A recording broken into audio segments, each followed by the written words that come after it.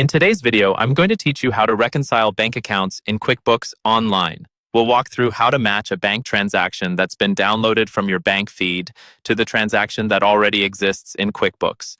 This is a key part of keeping your books accurate and making sure your bank balance in QuickBooks lines up with your real bank account. First, sign in to QuickBooks Online and go to the banking section. You'll usually find this on the left-hand menu, sometimes labeled Banking or Transactions, depending on your version. Once you're there, choose the bank account you want to work on. This might be your checking account, savings account, or another account you've connected. Make sure you're selecting the correct one so you don't accidentally reconcile the wrong set of transactions. Next, look for the tab labeled For Review. This is where QuickBooks shows the transactions it has downloaded from your bank, but hasn't fully categorized or matched yet.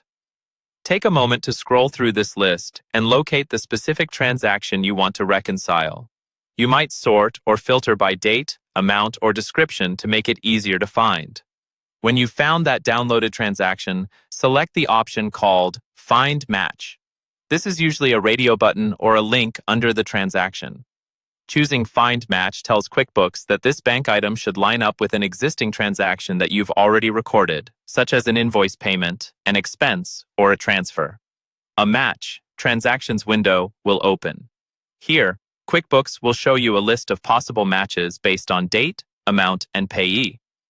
Carefully review the list and check the box next to the transaction or transactions that match the downloaded one.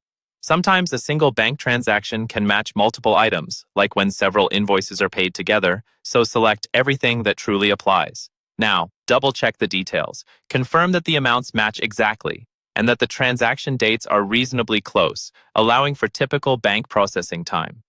Also confirm that the payee or vendor makes sense. This quick review helps prevent errors from slipping into your reconciliation.